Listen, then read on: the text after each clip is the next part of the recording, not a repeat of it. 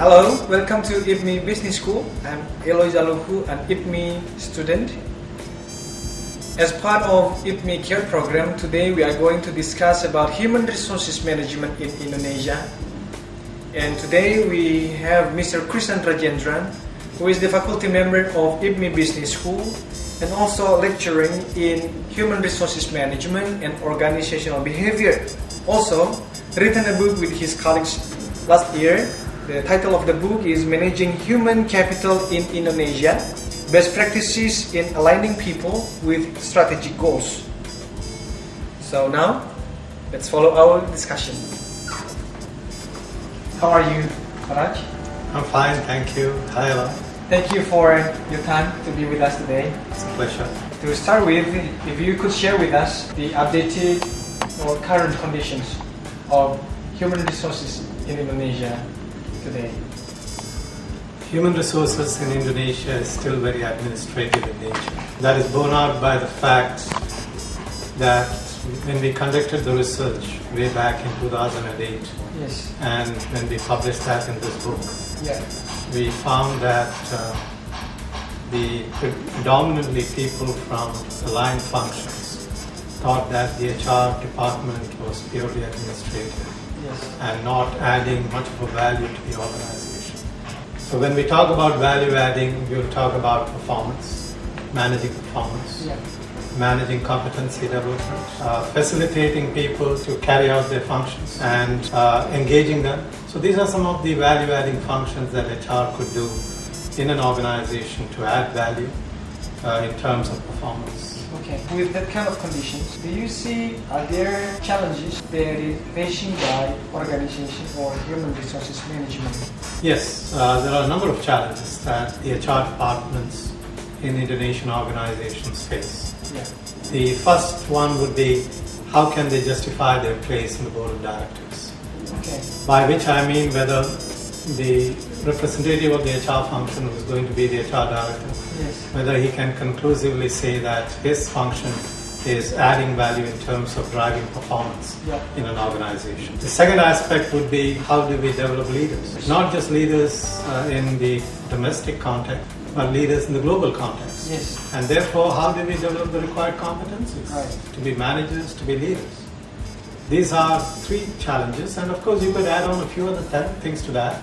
One would be, how do you motivate people? How do you engage them? How do you engage your talented people to come to your organization, and how do you engage them to remain with the organization? With those challenges you just mentioned, do you have suggestions for human resources division, human resources management on how to manage these challenges better? Yes. I think predominantly the change has to come in the HR function itself. The mindset has to be transformed from that is purely thinking about HR processes, yeah, to something more strategic. Which means that HR has not only got to be strategic in its thinking, but also take an organization-wide perspective. And then of course HR should be able to come out with thoughts on how change could be managed, yeah, how they would like to negotiate with different parties within the organization. They should be good at resolving conflicts. yeah, They should be good at influencing people and engaging people to perform better in the organization. So these are some of the things that HR needs to do in order to face the challenges. very interesting. Now, how is your style of teaching can actually help these human resources managers or division in solve or in managing the challenges we just mentioned? Now, into our classroom, we bring a certain perspective which is very strategic in nature. We are taking a line manager's perspective when we talk about HR in the class. Yeah. So most of them are line managers, they're general managers or directors of operations and such other things, Right. who are sitting in the MBA class. Right. The second aspect that we bring into the class is evidence-based, purely based on consulting experiences. We bring in those consulting experiences into the classroom. We teach them on how to solve problems, real business problems that arise on the shop floor or in their work. And then we look at certain other teaching methods like usage of videos and films and such other things. The entire focus is on developing the problem solving ability of the general managers when it relates to people working with them. Problem solving, yes. If we talk about IPMI, what is the uniqueness or effectiveness of the method that used by IPMI in helping these students, MBA students, so they can manage those challenges in the organization, especially in the human resources management? IPMI has always talked about MBA education being brought out in two ways. One is usage of the English language, and the second is usage of case studies. So these have been the cornerstones of the MBA program. So we continue to do that, but we have added on a few other things. First is the fact that we bring in a lot of experience from outside. So our teachers are people who have outside experience. Either they are practitioners or they are consultants. And they bring those experiences into the classroom. So that's called evidence-based teaching. The other aspect is experiential learning. So people experience and then learn. They learn in groups, they learn individually. There is a balance between individual learning and group learning that takes place in the IPMI curriculum.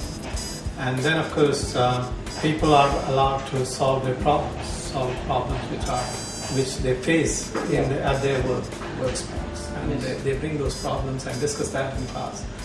Class participation is very heavily relied upon. So the people who start out as non-talkers eventually end up as talkers in our classes.